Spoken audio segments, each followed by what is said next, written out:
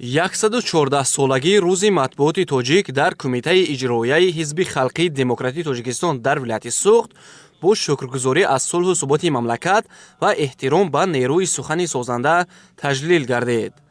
дар ҳамоиши идона роҳбарияти Кумитаи иҷроияи Ҳизби Халқии Демократии Тоҷикистон дар вилояти Суғд, роҳбарони воситаҳои ахбори оммаи вилоят, рӯзноманигорон ва собиқадорони соҳа иштирок намуда таъкид карданд, ки дар замони муосир воситаҳои ахбори омма яке аз василаҳои асосии таъсиррасон ба шуури ҷомеа ба ҳисоб мераванд.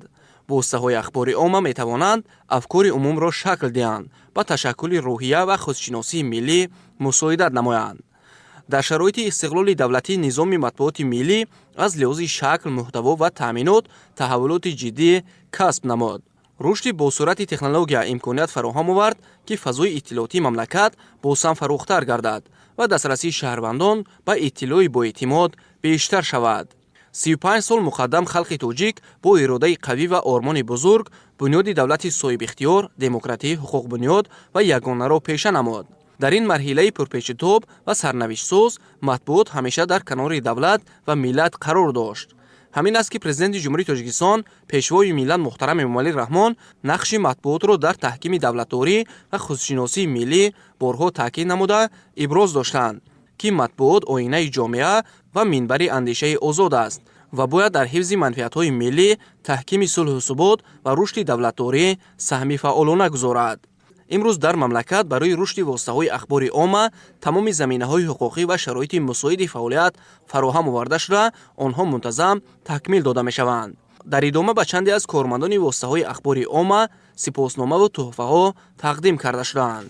дар ноҳияи Бобоҷон Ғафуров низ ба ифтихори рӯзи матбуоти тоҷик чорабинии идона доир гардид.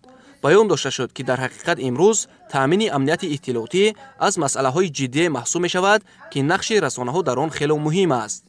манфиатҳои миллии мо тақозо менамоянд, ки кормандони воситаҳои ахбори омма барои муқовимат намудан ба ҳар гуна равандҳои номатлуб ва дифоъ намудани ҷомеа аз ин таҳдидҳо бояд дар сафи аввали мубориза бошанд. баланд бардоштани ҳисси худшиносии миллӣ ва ватандӯстӣ дар дили мардум ва ба ин васила дастгирии рушди анъанаҳои асил ва фарҳанги миллии мардуми Тоҷикистон аз вазифаҳои дигаре аст, ки воситаҳои ахбори омма дар ин асри ҷаҳонишавӣ бар дӯш доранд. чанде аз кормандони воситаҳои ахбори омма, ки дар тарғиби дастовардҳо, баланд бардоштани сатҳи маърифату фарҳанги ҷомеа ва муаррифии кишвар дар арсаи байналмилалӣ саҳми арзанда гузоштанд, бо сипосномаву тӯҳфаҳо қадрдонӣ гардиданд. матбуот яке аз рукнҳои ҷомеаи демократӣ ба шумор рафта дар баландбардоштани сатҳи маърифати ҷомеа ва инъикоси воқеаҳои сиёсиву иҷтимоӣ нақши муҳим дорад. ҳамасола дар ҷумҳурии Тоҷикистон 11 март ҳамчун рӯзи матбуоти тоҷик таҷлил мегардад. ба ин муносибат дар шаҳри Гулистон низ чорабинии идона бо иштироки рӯзноманигорон, собиқадорони соҳа ва намояндагони мақомоти давлатӣ баргузор гардид. дар чорабинӣ раиси шаҳри Гулистон қайд намуд, ки саҳми кормандони васоити ахбори омма дар рушди ҷомеа ва пешрафти кишвар хеле назаррас аст. рӯзноманигорон бо мақола, гузоришҳо ва барномаҳои худ ҳаёти сиёсӣ, иқтисодӣ ва фарҳангии мамлакатро инъикос намуда, мардумро аз рӯйдодҳои муҳими рӯз огоҳ месозанд.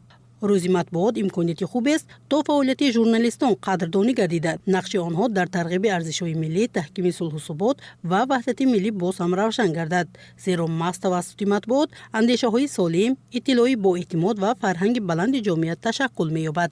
Мастану Муҳиддилозода, Аъзамҷон Шарипов, Ахбор.